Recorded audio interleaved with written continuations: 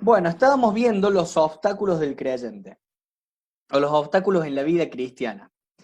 Encontramos que el primer y principal obstáculo es uno mismo, el egocentrismo, el yo, la carne. El segundo gran obstáculo, Satanás, el enemigo, el diablo, el acusador. Y ahora vamos a ver el que nosotros conocemos como el mundo. En sí son las personas que nos rodean, los valores que la sociedad tiene, la cultura en la cual estamos inmersos. Y algo importante a resaltar, que a veces no nos damos cuenta, cualquier cultura. O sea, yo esto lo estoy enseñando en Córdoba, en una cultura occidental, latina, Latinoamérica. Estamos hablando de una cultura muy distinta a lo que sería la, la cultura en la cual están inmersos nuestros hermanos de la India, por ejemplo, los hermanos que pueden estar en Corea del Norte, Corea del Sur, los mismos hermanos que puede haber en África Central, Sur. Son muy distintas las culturas en las cuales nosotros estamos, pero cual sea la cultura en la que estemos, nosotros nos vamos a dar cuenta de que son valores que son antagónicos a nuestra forma de ver las cosas. ¿Por qué? Porque el mundo, en su totalidad, es contrario a Dios. Entonces, los valores de la sociedad, las personas que nos rodean, el sistema del mundo, sea el mundo actual, sea el mundo antiguo, sea el mundo que ha de venir si nuestro Señor no viene antes, es el tercer enemigo.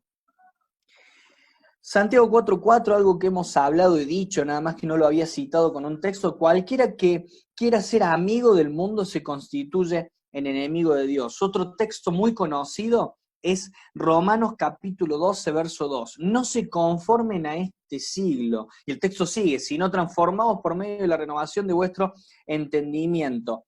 Bien, vamos a entender esto. El, el sistema de valores que maneja el mundo, la cultura, cual sea en la que estamos hoy inmersos o en la que estemos inmersos en un futuro, es antagónica a la fe que nosotros profesamos. Es antagónica, es contraria, totalmente contraria a las verdades que el Señor nos revela. Aún la sociedad o la cultura más moral y ética que podamos encontrar, vamos a darnos cuenta que termina siendo contraria a Dios. ¿Por qué? Porque entre tanto no sea Dios el todo de esa cultura y de esos valores, entonces es contrario a Dios. Dios no admite un segundo lugar.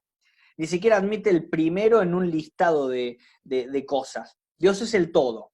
Y luego, como Dios es el todo, entonces nosotros tenemos un sistema de prioridades que asignar. Como Dios es el todo de nuestra vida, tenemos una responsabilidad primaria con nuestro hogar, con nuestra familia. Como Dios es el todo de nuestra vida, tenemos una responsabilidad con la iglesia en la cual nosotros nos hemos identificado. Y así podemos seguir en nuestro sistema de prioridades, pero siempre teniendo como base que Dios es el todo. Ninguna cultura tiene eso, solo los creyentes. Por eso cualquiera que quiera ser amigo, que quiera entablar un vínculo de intimidad con un sistema que es antagónico al Padre, es enemigo del Padre. Bien, la Biblia es tajante a esto. Por eso el llamado de Romanos 12, Pablo, el apóstol Pablo, nos va a decir: no se conformen, no tomen la forma de este sistema. No asuman la forma de este sistema. Y se lo dijo a los cristianos del primer siglo, tuvo vigencia durante la Edad Media y tiene vigencia hoy en el siglo XXI. No nos conformemos al sistema que nos rodea. ¿Por qué? Porque es antagónico a Dios. Son muchas las ocasiones en las que el cristiano no solamente deberá evitar las formas del mundo que lo rodea, sino que además debe conducir sus pasos contra la corriente de nuestra sociedad. Esto implica que la lucha contra el mundo, este tercer obstáculo que estamos mencionando, hablamos de la carne, del yo, hablamos del Satanás, el enemigo, y ahora estamos hablando del mundo. La forma de enfrentar este obstáculo y de poder sortearlo, muchas veces nos llama a evitar cosas, a evitar conformarnos, a evitar ser parte, a evitar sumarnos. Y otras veces nos llama a caminar en contra.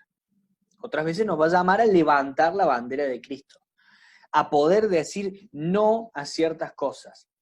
En algunos casos, hasta ahora no nos ha tocado, pero puede llegar el momento, y cada vez me parece que se acerca ese tiempo, en el cual por levantar la bandera de Cristo vendrán consecuencias. Consecuencias legales, castigos desde punitorios en impuestos hasta la misma prisión por profesar nuestra fe y por defender nuestras verdades. No debemos ir a la guerra, no debemos ir a atacar, pero ni bien veamos que el sistema del mundo se está plantando como un obstáculo, debemos o evitar sumarnos o caminar en contra de la corriente de nuestra sociedad. Efesios capítulo 2 nos dice, en los cuales anduvisteis en otro tiempo siguiendo la corriente de este mundo. Habla del tiempo pasado. Aquellos que están en Cristo son nuevas criaturas, no siguen la corriente del mundo. No puede ser que se encuentre un cristiano que vive igual como vive el mundo. Y el cristiano, o el que se dice cristiano, que vive igual como vive el mundo, debería plantearse si seriamente si es cristiano o no. ¿Se dan cuenta de esta realidad? Yo sé que es duro, yo sé que parece tajante, hasta que parece algo excesivo, pero es bíblico. La Biblia habla en tiempo pasado de aquellos que seguían la corriente del mundo. En el creyente eso es pasado. Por eso ese obstáculo es importante que no lo dejemos ganar la batalla. ¿Cómo concluimos esto? Del mundo, cuidarnos. Debemos cuidarnos. Del adversario, del enemigo, de Satanás, de las huestes espirituales de maldad con las cuales tenemos esa lucha espiritual, no con armas de carne o sangre, sino espirituales. Bueno, nos cuidemos más. Vistámoslos con la armadura de la fe. Anótense, Efesios capítulo 6, verso 10 al 20, y lean cuál es la armadura con la cual te debes vestir a diario para poder enfrentar al enemigo en esta batalla espiritual. Pero por sobre todas las cosas, cuídate de tu mayor enemigo, que sos vos. Yo me debo cuidar de mi mayor enemigo, que soy yo. Cuídate de ti mismo, eres tu mayor enemigo. Herramientas. Bueno, hasta ahora vimos la santidad posicional, la santidad progresiva, vimos cuáles son obstáculos que se pueden presentar en nuestra vida, y ahora vamos a ver herramientas que nos pueden servir para poder batallar, para poder avanzar, para poder transitar esta carrera.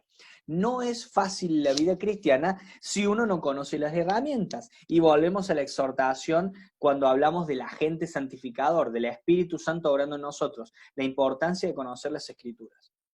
El cristiano que no conoce las Escrituras no sabe qué herramientas tiene.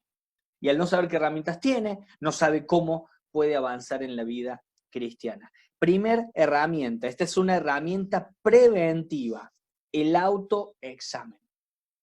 Ahora, no es un autoexamen cualquiera.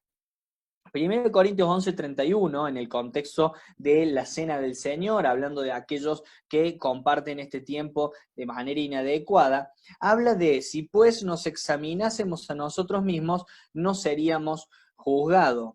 Juan, el Evangelio de Juan, capítulo 13, verso 10, nos dice, el que está lavado no necesita sino lavarse los pies, pues está todo limpio, y vosotros limpios estáis. Habla de mirarse a uno mismo y ver cómo está. Si está limpio, no necesita limpieza. Si está sucio, obviamente hay algo que hacer. Ahora, este autoexamen es importante que seamos conscientes que se hace a la luz de la palabra. El espejo que tiene el cristiano es la palabra. Y vuelvo a decir algo que dije al último en la clase anterior. No me tengo que comparar con el que tengo al lado. Porque si no lo hago fácil, me busco los más flojitos de la iglesia o la más flojita de la iglesia, me comparo, me siento conforme, me siento contento y sigo para adelante. Yo me debo comparar con lo que la palabra tiene como demanda para el Hijo de Dios. Y lo que la palabra tiene como demanda para el Hijo de Dios es que seamos conformados a la imagen del Hijo. El Hijo es Cristo, el Dios hombre, el perfecto, el santo, el que caminó en esta tierra, fue tentado en todo, pero no pecó. Ese es el ejemplo, ese es el espejo. ¿Cuánto me parezco a Cristo? Ese es el autoexamen.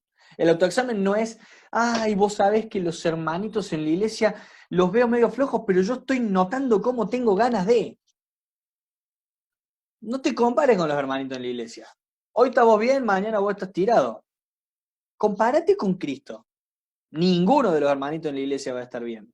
Siempre va a haber un espacio para el crecimiento. Por eso yo comencé toda esta clase con Filipenses 3:12. Prosigo a la meta. Porque no lo alcancé ya, no soy perfecto. Lo dijo el apóstol Pablo, que si comparamos nuestras vidas espirituales nos vamos a encontrar en falta.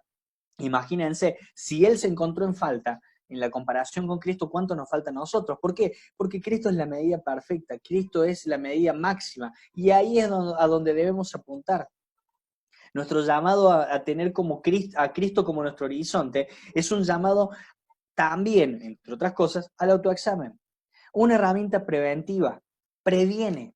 Así como aquel que está lavado no necesita sino lavarse, dice acá, los pies, pues está todo limpio. ¿Qué hace una persona?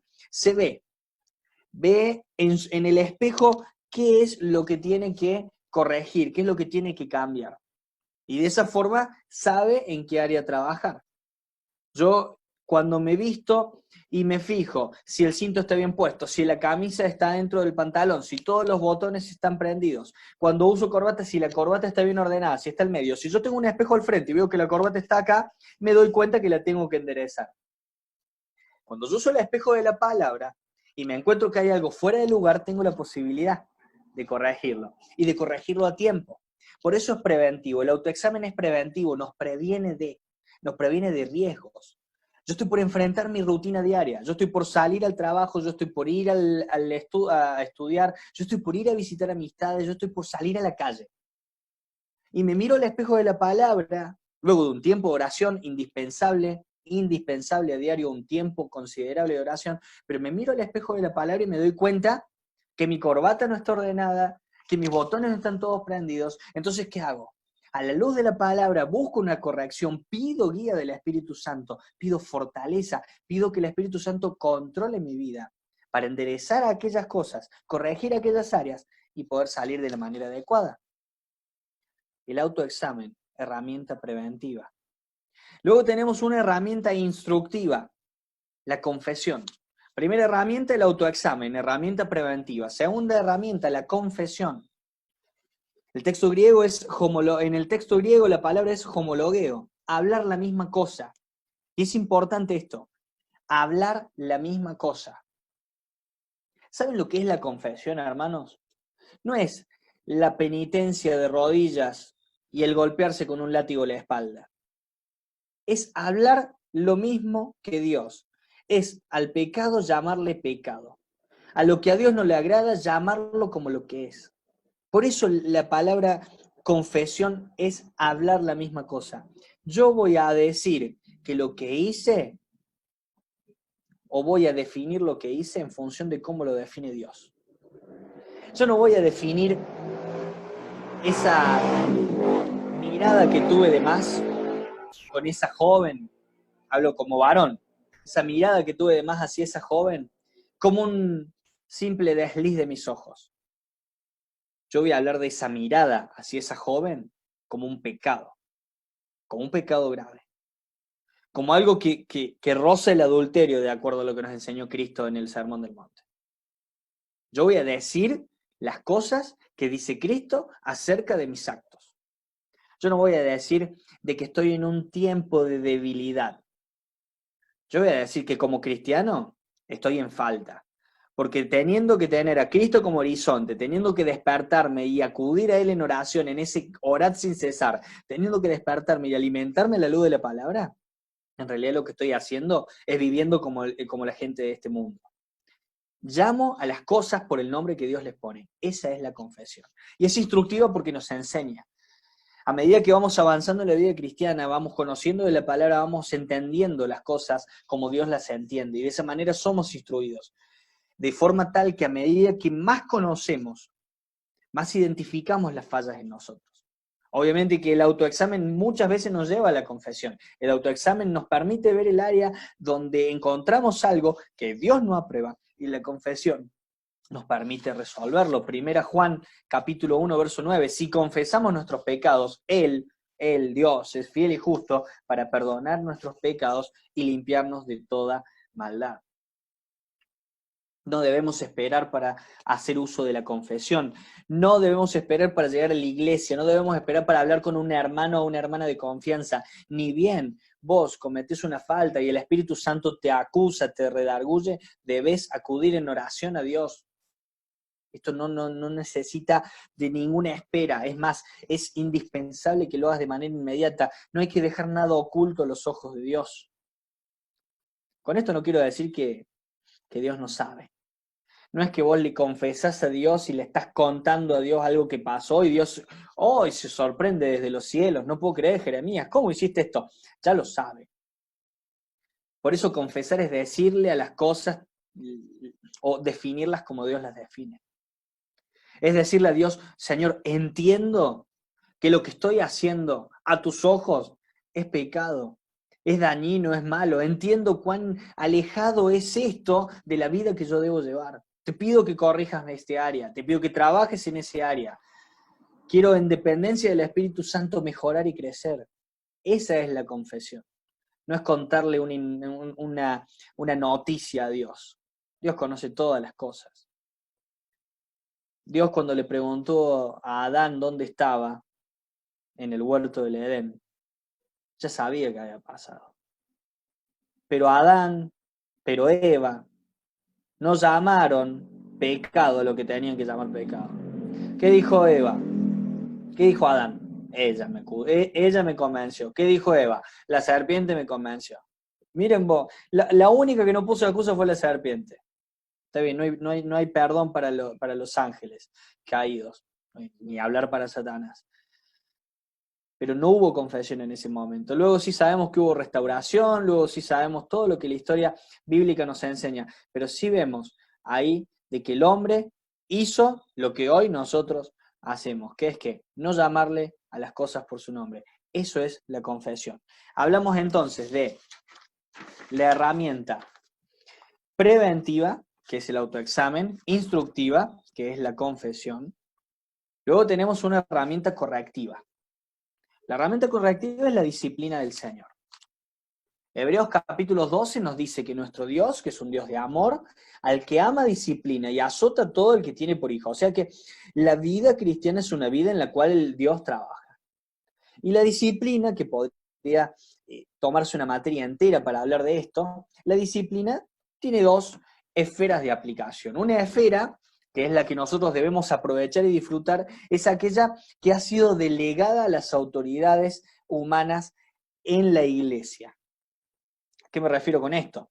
Nosotros en las asambleas tenemos y contamos toda asamblea que se ajusta a las demandas divinas, en las cuales, como dice Tito, se corrigió lo deficiente, contamos con un cuerpo de ancianos que se encargan ¿de qué?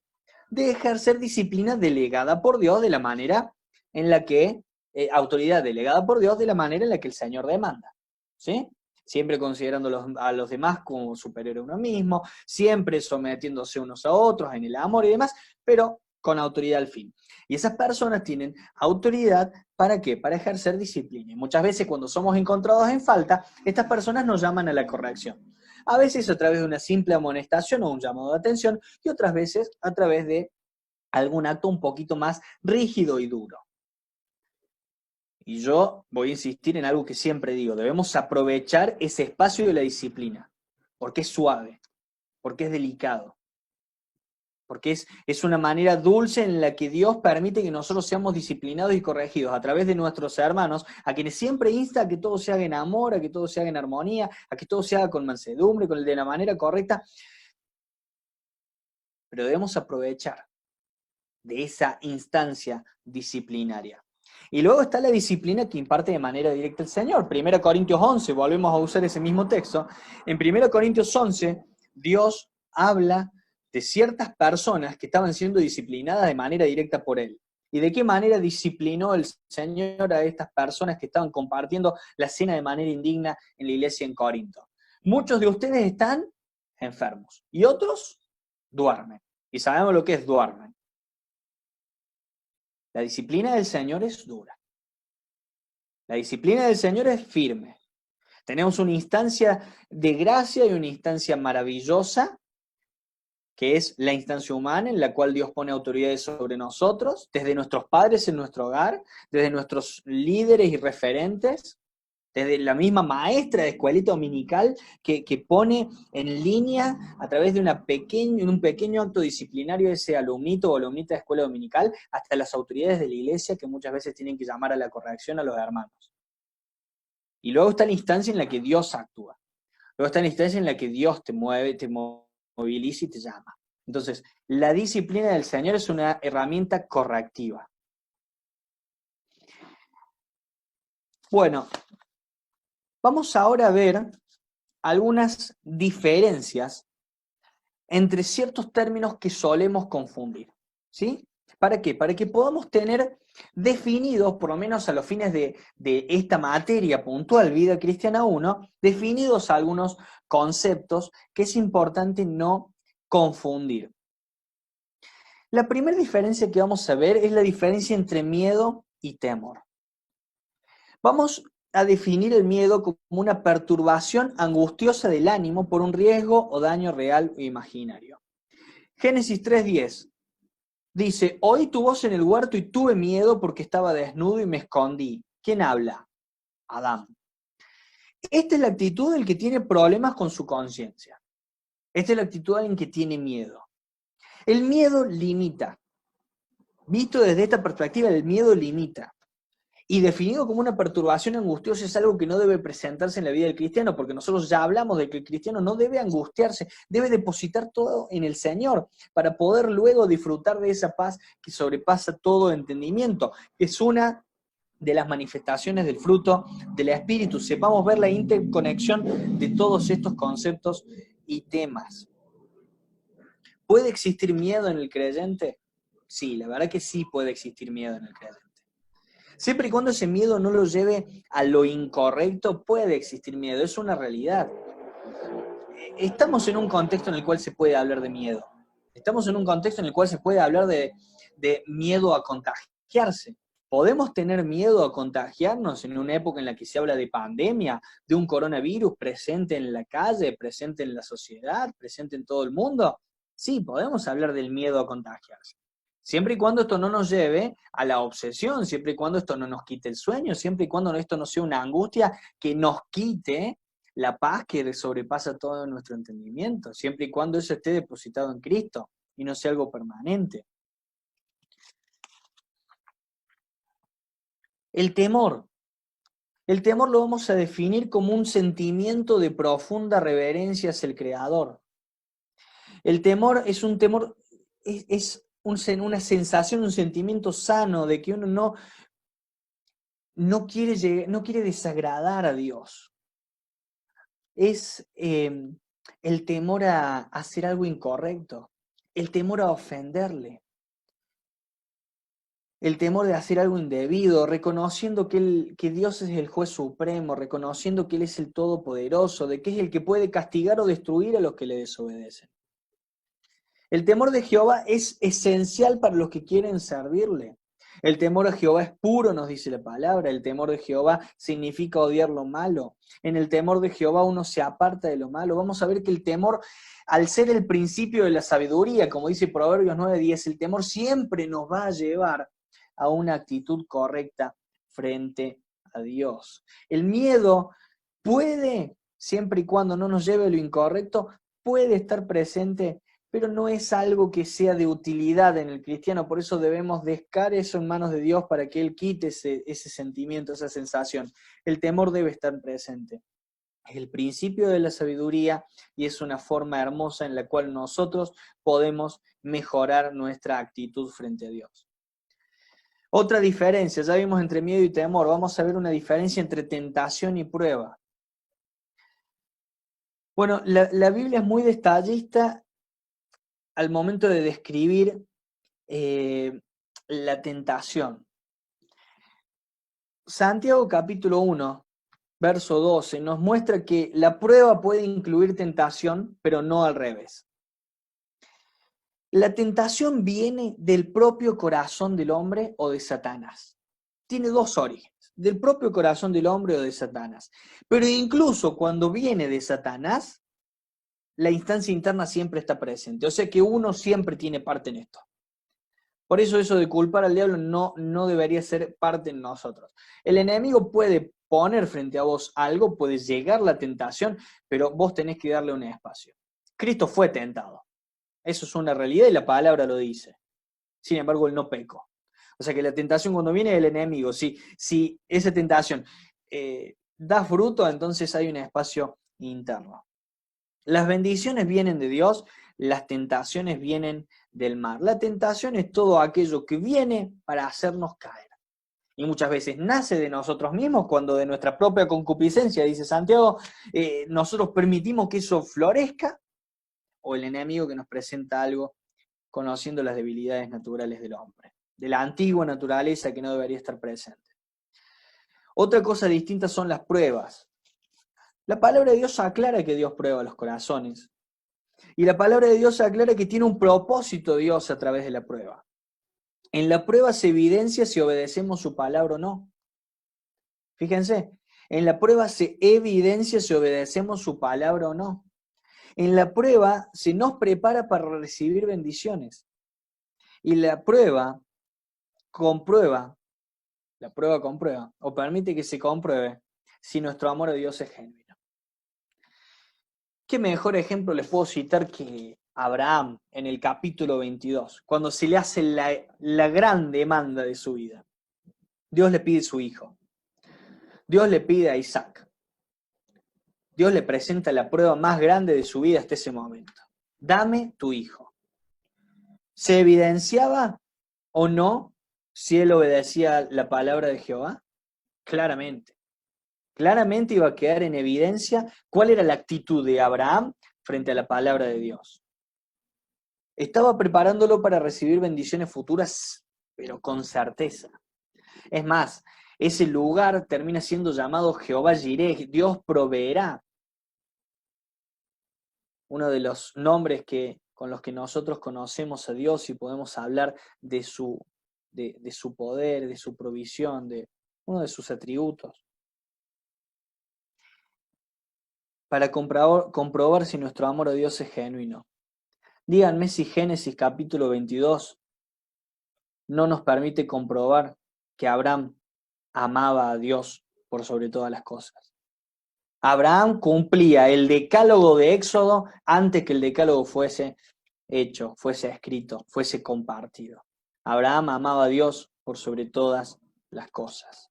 La prueba con la que el Señor evidencia si obedecemos su palabra, nos prepara para recibir bendiciones y comprueba si el amor es genuino. Bien, tentaciones no vienen de Dios, no solo que Él no puede ser tentado, sino que Él no tienta a nadie. Y segundo punto, las pruebas vienen de Dios y tienen un propósito específico. Otra diferencia de términos, diferencia entre pecar, caer en pecado y practicar el pecado. Bueno, el pecado es todo aquello que es contrario a la persona, la personalidad, la norma, los caminos y la voluntad de Dios. Todo lo que es contrario al sentir divino y a la persona divina. Perjudica nuestra relación con Él de base, de manera llana. Uno puede pecar por palabras, Job capítulo 2, versículo 10, cuando Job le habla a su esposa, uno puede pecar por palabras, uno puede pecar por hechos, por cosas que hace, por acciones. Hay cosas que si uno las hace, está pecando. La Biblia dice, no matarás, matas, estás pecando. Pero la Biblia también nos enseña, por ejemplo en Santiago 4:17, que el que sabe hacer lo bueno y no lo hace, le es pecado. O sea que cuando uno habla de pecar por hechos, uno puede pecar por hacer cosas y también uno puede pecar por no hacer cosas. Si yo sé que es lo correcto y no lo hago, estoy pecando. Yo veo la necesidad al lado mío y la dejo pasar, estoy pecando. Yo me levanto y sé que tengo que ser instruido con la palabra y dejo pasar un día entero sin leer la palabra, estoy pecando. No solo porque no me alimenté, sino por el simple hecho de que sé que es lo bueno y no lo hago. Y luego está el pecado, por hechos, a través de las pasiones, aquellas cosas que nos dominan. Quien nos debe dominar, quien nos debe gobernar es el Espíritu Santo. Una pasión nos gobierna, nos domina. Bien, ese es otro hecho que nos hace pecar, nos hace actuar contrarios a la personalidad, norma, camino y voluntad de Dios. Luego uno puede pecar, ya dijimos, por palabras, por hechos, o por actitudes impropias de la mente o del corazón. Por eso el llamado de Filipenses, de la carta a los Filipenses, en el cual se nos llama a pensar en todo lo bueno, honesto, justo, todo lo que es de buen nombre. Si hay virtud alguna, en eso debemos invertir nuestro pensamiento, porque eso va a producir en nosotros buenas acciones. Pero cuando nuestra mente se llena de basura, terminamos cayendo en el pecado. La falta de fe, pecado gravísimo. Pecado grave porque si nosotros no le creemos a Dios, entonces estamos viviendo como vive el mundo. No solamente no basta con creer en Dios. Nosotros como hijos de Dios le creemos a Dios. ¿Y saben cómo se ve esto? Se ve a través de la dependencia que uno tiene del Señor. Y se ve mucho en el sostén económico. Es difícil confiar en Dios cuando las cosas andan mal y cuando el bolsillo está flaco. Ahí se ve mucho, o se evidencia cuál es nuestra dependencia y cuánta fe tenemos en Dios. Muchos fallan o fallamos en este área. Es importante que tengamos fe en Dios. Hablamos de pecar, ahora vamos a hablar de lo que es caer en pecado. A los fines prácticos y para esta materia, vamos a hablar de caer en pecado como aquello que apunta a un pecado que daña en gran manera el testimonio, el servicio, la vida cristiana, la vida de una persona, de un hijo de Dios. El pecado en sí daña al cristiano, corta, aunque sea temporalmente, esa comunión, ese diálogo con Dios, y por eso es necesario la confesión para recibir el perdón de pecados. Pero caer en pecado lo vamos a llevar a una instancia más, a aquello que es más, vamos a decirlo así, más grosero, que daña de manera profunda, que cala hondo en la vida del cristiano y en la vida de quienes rodean. Quizá la forma más práctica de verlo, aunque no es la única forma de caer en pecado, sea en el pecado sexual. Todo pecado sexual termina siendo muy dañino, porque se hace a la larga evidente. Recordemos que no hay nada que quede oculto bajo el sol. El Señor termina sacando a la luz toda aquella basura que nosotros intentamos esconder debajo de la alfombra. Y este tipo de pecados dañan mucho, dañan familias, dañan corazones, dañan personas. Habla de aquellas cosas graves en sus consecuencias. No digo que no sea grave tener un pensamiento malo, no digo que no sea grave que se te escape una mala palabra, no digo que no sea grave no leer la palabra de Dios un día. Es grave, es un pecado, pero la consecuencia no es similar a la otra. Pero no me gustaría quedarme solo con ese ejemplo, porque no es la única forma de cometer un pecado grave, de caer en pecado. El chisme también es un pecado grave. El chisme es un pecado muy grave. Aquel que causa divisiones, aquel que enseña falsa doctrina, son pecados graves, son pecados que dañan. Las calumnias, el lleve y traiga, son cosas que dañan mucho. Son cosas que afectan. Eso es caer en pecado. El principio bíblico para comprender esto de caer en pecado. Primero, la caída nunca es repentina, sino paulatina. La caída nunca es repentina, sino paulatina. Antes de caer hay barreras que romper. ¿Sí? Fíjense, antes de caer hay barreras que romper. Dios no permite que caigas de la nada, ¿eh? Dios te cuida, Dios te sostiene, Dios conoce nuestra debilidad. Es más, su poder se perfecciona en nuestra debilidad. Dios conoce cuán frágiles somos. Dios conoce de dónde nos sacó. Por algo nos sacó de ese lugar terrible y desagradable y nos puso en el reino de luz. Entonces, conociendo nuestras debilidades, Él pone barreras, Él nos da avisos, pero vos llegás, vos avanzás. Cuando caes en pecado, recibiste avisos. Cuando caes en pecado, derribaste algunas barreras que no quisiste utilizar y aprovechar. Previo a estar caído es el quedar dormido.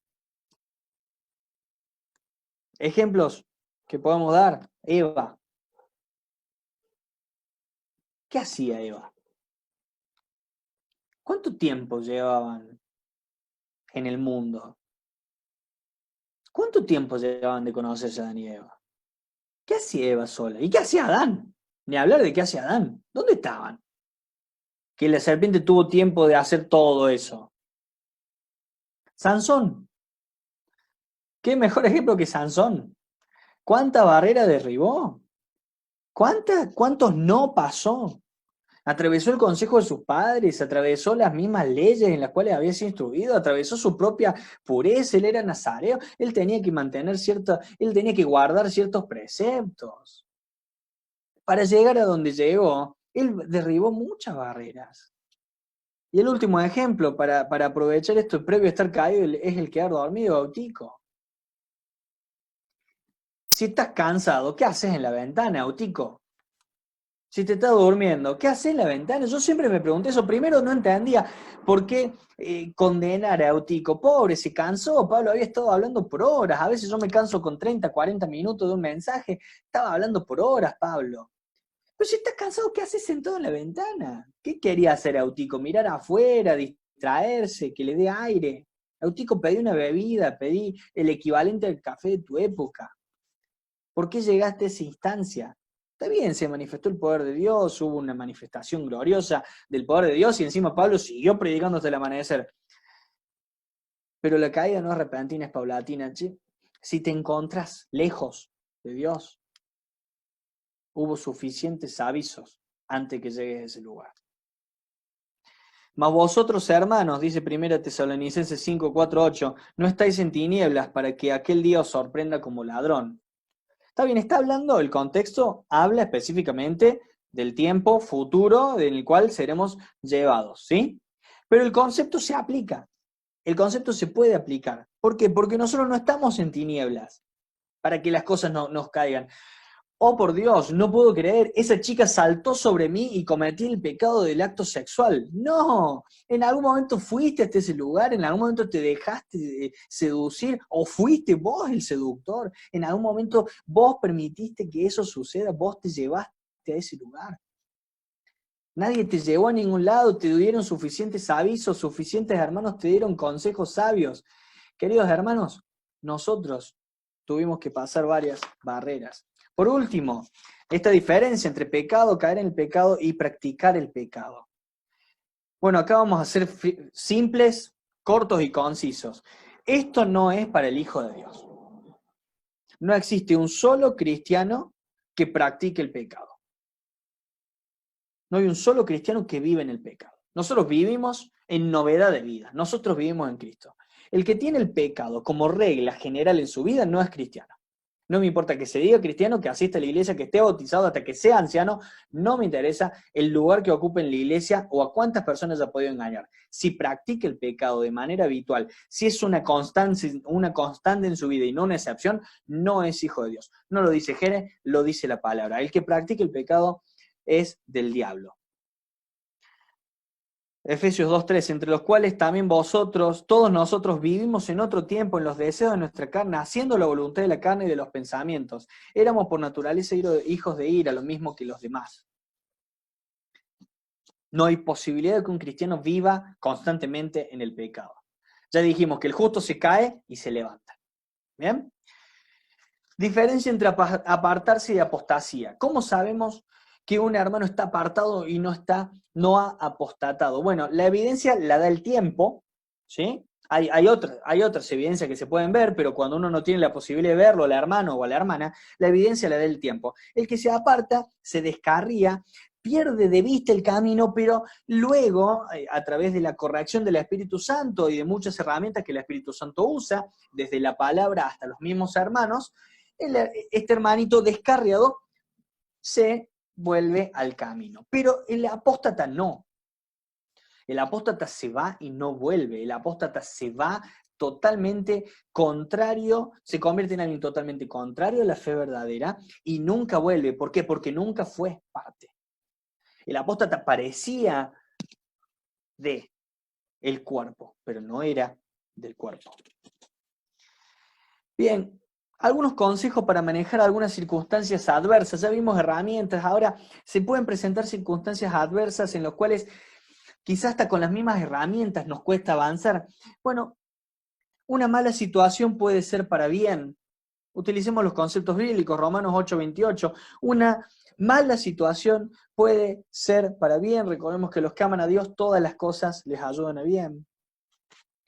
Permanecer firme en la palabra nos permite a nosotros avanzar en la vida cristiana, en el conocimiento de lo que a Dios le agrada, para que nuestro autoexamen sea cada vez más puntilloso, para que tengamos la posibilidad luego del autoexamen de ejercer usar esa preciosa herramienta de la confesión y no tener que llegar a la disciplina de parte de los hermanos de Dios. Orar todos los días por fortaleza y guía, no descartar los consejos de los hermanos, ser humildes y aceptar el consejo de nuestros hermanos, actuar sobre los hechos concretos que se presentan, mantener un espíritu pacífico o tranquilo, no juzgar a los demás, no hablar mal de personas ausentes, ya hablé yo del chisme, no hablar mucho sobre la prueba que uno está atravesando, que nuestro foco no sea ese, nuestro foco sea los propósitos de Dios y las demandas de Dios para nuestra vida. La actitud que el Señor desea de nosotros. Bien, nadie se hizo grande sin pasar por grandes pruebas. Esa es la realidad. Aprendamos de las pruebas, de estas lecciones que el Señor nos da. Y cuando no entendamos lo que está pasando, solo confiemos en Dios. Esto que dijimos de la fe, confiar en Dios. A manera de conclusión final, hermanos, el sistema de valores que Satanás promueve en este mundo atrapa a los hijos de desobediencia como peces en su red. Que no te atrape a vos, que no me atrape a mí. El enemigo extendió sus redes sobre la corriente poderosa del río espiritual del pecado. Por eso vos no podés nadar en ese río. Vive en el pecado. ¿El cristiano puede caer? Sí, puede caer. ¿El cristiano peca? Sí. No puedo decir que no peca si no hago a Dios mentiroso y yo estoy convirtiéndome en mentiroso. Pero no vive en esa corriente. Tu vida es totalmente distinta a eso. También se suman condiciones personales en las cuales cada uno es sumido, situaciones económicas, problemas que se presentan. Frente a todas estas cosas, uno que trata de mantener una batalla y trata de obtener la victoria. Bien, Cristo empieza a obrar cuando nos damos cuenta de que la victoria no la podemos obtener con nuestras propias fuerzas, sino que es con las fuerzas de nuestro Señor. De ahí la importancia de que en nuestra vida cristiana practiquemos la confianza en el Señor en cada momento de nuestra vida. Y que en cada área de nuestra vida Dios sea el todo. El material dice la prioridad, yo les voy a decir el todo. Y ya les voy a explicar rápidamente por qué. Ahí comienza la victoria que tanto necesitamos hoy para que Dios nos bendiga. Y cerramos con esto. ¿Por qué les digo que Dios no es que tiene que ser la prioridad?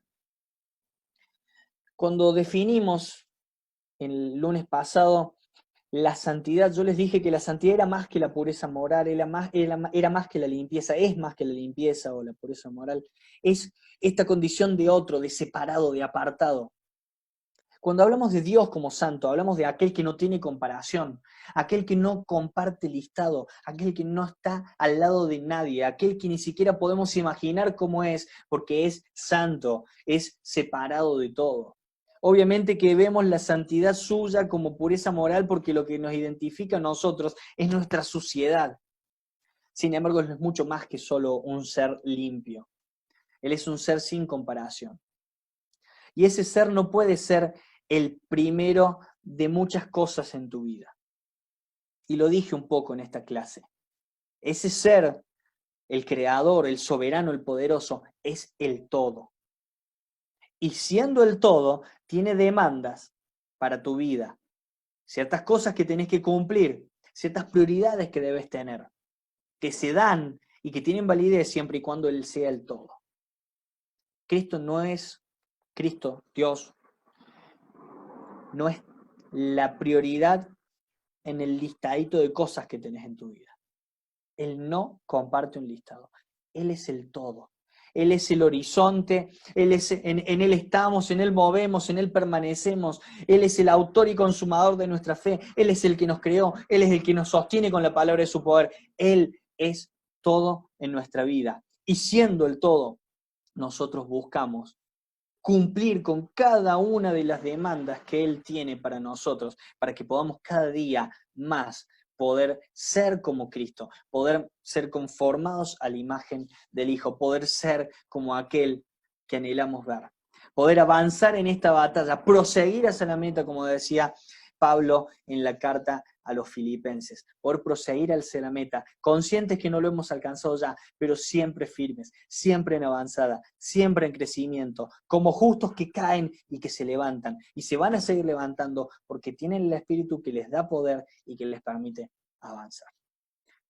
Ahí queda concluida la materia, hermanos. Me gustaría que oremos para poder cerrar con este tiempo y podamos, si hay consultas, tenerlas, y si no, encomendarnos al Señor para que todo esto que es teórico y que hemos aprendido pueda llevarse a la práctica. No ser oidores, sino también hacedores.